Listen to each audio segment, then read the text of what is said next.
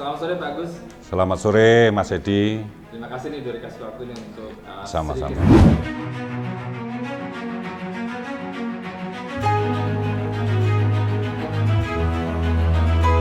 Jadi pertama, ke Pengadilan Negeri Jakarta Pusat itu bukan serta-merta.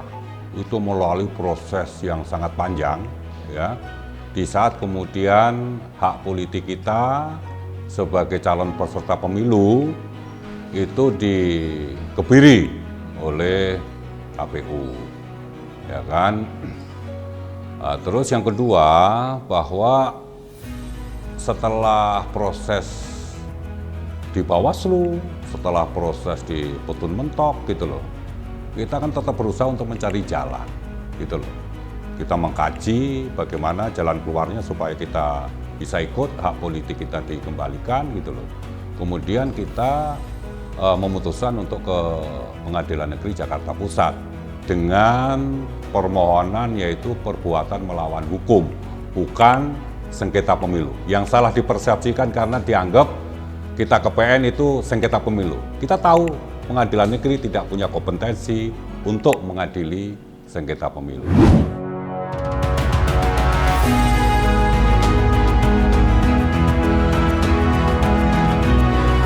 Pertama pada waktu kita mendaftar, ya, itu kan kita harus menyerahkan dokumen-dokumen sebagai persyaratan administrasi, seperti kepengurusan, kantor, rekening bank, keanggotaan dan lain-lain.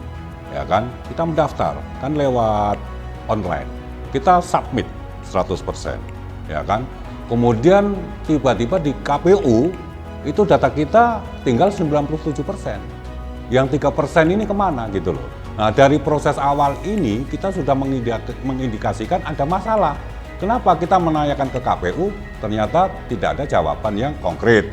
Ya kan, kemudian masuk ke hasil sipol, kita lolos, ya, diperbaikan, kita lolos. Masuk ke verifikasi administrasi. Verifikasi administrasi kita dinyatakan TMS. Kemudian kita memohonkan ke Bawaslu, sama Bawaslu diterima. Dengan penerimaan permohonan prima ke Bawaslu, secara langsung atau tidak langsung, itu kan KPU bersalah. Kan begitu. Kemudian putusan Bawaslu harus dilaksanakan oleh KPU. Kita diminta melakukan perbaikan administrasi. Bayangkan kita hanya disuruh, kita dikasih waktu 24 jam untuk memperbaiki 13.000 anggota di 20 provinsi. Gitu loh, 1 kali 24 jam. Bayangkan gimana kita bisa memenuhi itu, gitu loh. Nah, setelah itu kemudian kita dinyatakan TMS lagi. Kita ke Bawaslu lagi. Bawaslu sudah tidak menerima sengketa kita lagi. Gitu loh. Terus kemudian kita ke Petun. Petun tidak bisa menerima gugatan kita karena tidak ada legal standingnya. Gitu loh. Terus kita kemana lagi mau mencari keadilan? Nah, kira-kira latar belakangnya seperti itu, Mas.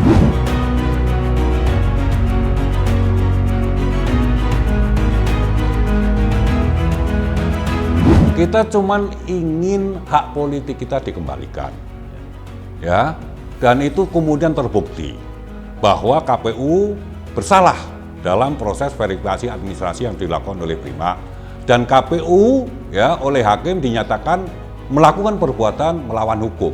Kita cuman ingin ikut pemilu, hak politik kita diakomodir, gitu loh. Itu saja. Mestinya kan KPU sebagai penyelenggara pemilu itu memudahkan dong.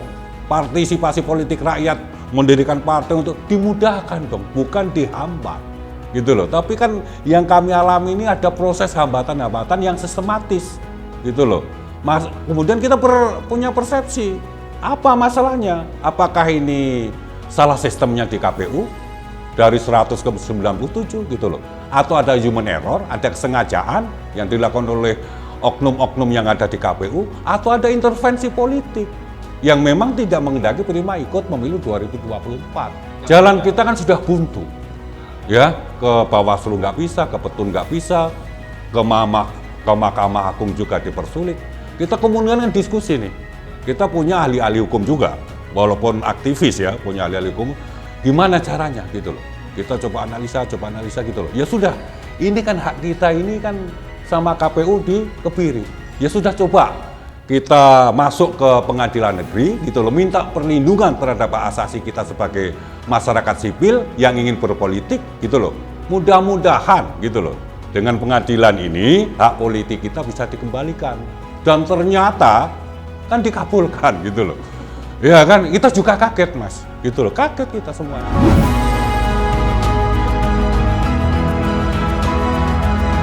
Oh iya, gitu loh. Kita kan ya kira-kira gimana, semua sudah buntu. Jalur-jalur sengketa pemilu, lembaga-lembaga yang mestinya menyelesaikan sengketa pemilu sudah menutup pintu.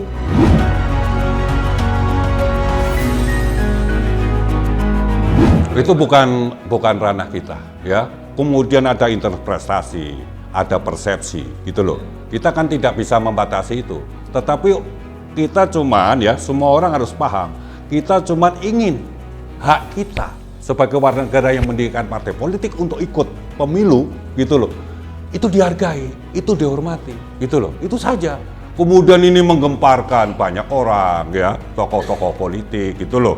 Terus kemudian menteri-menteri, ahli-ahli hukum, pengamat-pengamat, ya monggo. Tetapi kalau menurut saya, karena demokrasi di Indonesia itu harus berdasarkan hukum, gitu loh. Semua orang harus dewasa, gitu loh. Persoalan hukum ya, itu harus kita hormati. Apapun keputusan pengadilan negeri, semua unsur, semua elemen bangsa ini harus menghormati itu. Nggak boleh kemudian ada yang beropini. Kalau toh kemudian ini dianggap salah, lakukan upaya hukum. Bukan kemudian ya berpikir dengan persepsi masing-masing, penuh prasangka, liar gitu loh, menuduh sana sini gitu loh. Itu nggak fair, nggak dewasa. Bagaimana menteri kemudian yang ngurusi masalah hukum saja nggak dewasa dalam merespon keputusan itu. Ini kan jadi aneh. Ada apa? Pada waktu kita ribut di KPU nggak ada. Yang mengatensi kita nggak ada gitu loh. Tapi begitu kemudian kita menuntut hak kita terus dikabulkan, ribut semua. Gitu loh. Jadi ya jangan begitu dong. Gitu loh. Kalau masyarakat awam biasa saja gitu. Tapi kalau sampai kemudian negarawan, tokoh politik, ahli hukum gitu loh, menafsirkan dengan persepsinya masing-masing. Wah.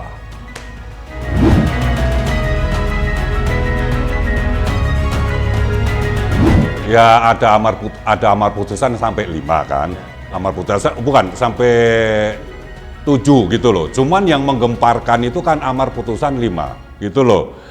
Tapi satu bisa dijelaskan 1, 2, 3 sampai satu kan persoalan dikabulkan gugatan kita. Yang kedua bahwa verifikasi administrasi ya yang dilakukan oleh KPU terhadap Prima ini gitu loh.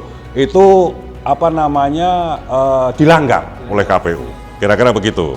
Artinya ada masalah dengan proses verifikasi administrasi yang dilakukan KPU terhadap Prima. Yang ketiga, KPU terbukti melakukan perbuatan melawan hukum gitu loh. Ya kan, yang keempat itu masalah yang keempat. Pokoknya itulah, yang kelima ini yang kemudian bikin geger gitu loh.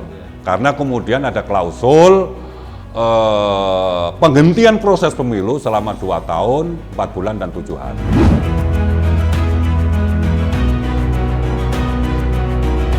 Ya silahkan saja gitu loh. Kita tidak masuk ke sana Mas gitu loh. Kita nggak masuk ke sana dan kita nggak punya kewenangan, kekuasaan untuk kemudian membatasi pikiran orang kan gitu loh. Kalau itu masyarakat biasa ya wajar gitu loh. Tapi kalau kemudian ahli hukum segala macam interpretasinya ke sana kan jadi.